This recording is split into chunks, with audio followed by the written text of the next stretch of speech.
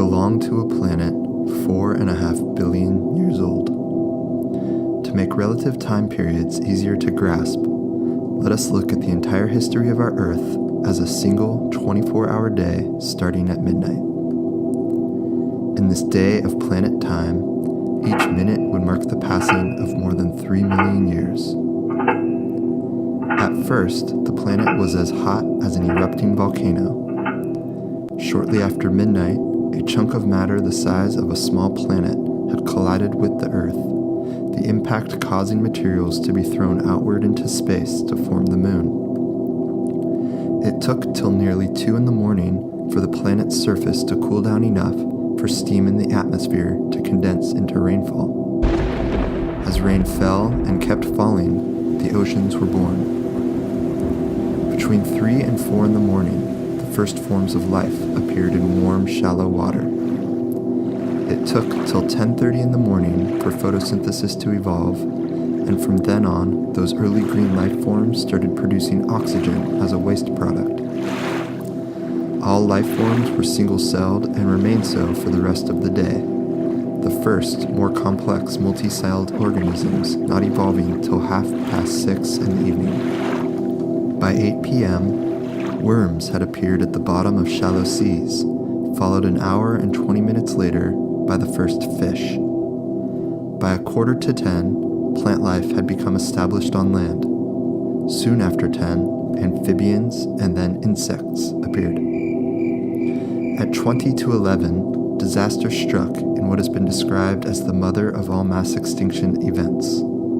A combination of volcanic activity, asteroid impacts, and other disasters wiped out 95% of life, though that left plenty of room for the dinosaurs to emerge afterward as the dominant vertebrates on land. The age of the dinosaurs lasted till 20 to midnight, when a 6-mile-wide meteorite struck Earth and caused a dust cloud to block out so much sunlight that the decline in plant life killed off many large animals. Mammals, who had been quietly in the background for the last hour, emerged to fill the niche of dominant vertebrates on land. 10 minutes later, some mammals returned to the sea and slowly evolved into whales and dolphins. At 2 minutes to midnight, a small ape in Africa became the last common ancestor of both humans and chimpanzees. At just 20 seconds to midnight, ape-like hominids discovered the use of fire. The entire history of our species, from its early origins in Africa, is contained in the last 5 seconds before midnight. To get a clear sense of the critical point in human history we have reached, we can take that last 5 seconds of the planet's day and represent it as a 24-hour time period. We are moving from planet time to human time, where all history is represented by a single day. While ape-like relatives using stone tools and fire had been around 1 million years ago, our species, Homo sapiens, is thought to be 250,000 years old. If we take the past 240,000 years as our day, and represent each 10,000 years by an hour, we didn't leave Africa till 6 in the evening. For 95% of our history, we lived in small groups as hunter-gatherers, as some indigenous peoples still do today, only turning to agriculture at 10 to 11 in the evening. A few minutes later, the first recorded city, Jericho, arose. By 11 at night, we had discovered the wheel and were beginning to develop early forms of writing. By 11:30, work on Stonehenge had begun, and the first city-states were developing in Egypt, China, Peru, Iran, the Indus Valley, and the Aegean. At 11:45, the Buddha and Confucius were both alive, with Jesus coming a few minutes later and Mohammed a few minutes after that.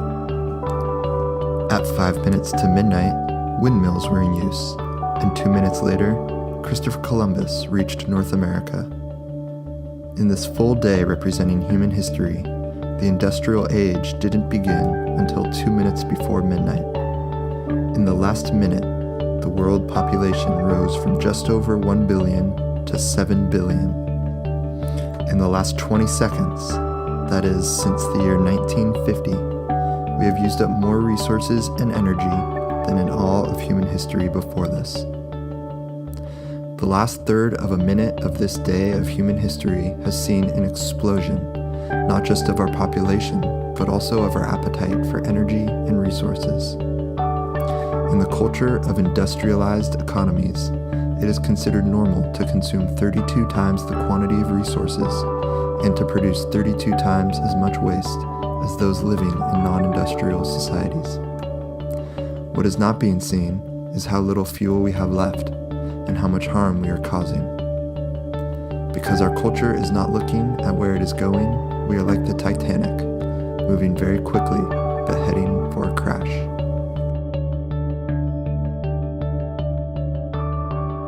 So, where are we going? How will the decisions we make today affect our planet 100 years from now? 10,000 years from now? Would you do things differently knowing that we are here after 240,000 years of human evolution? Or 4.5 billion years of Earth history?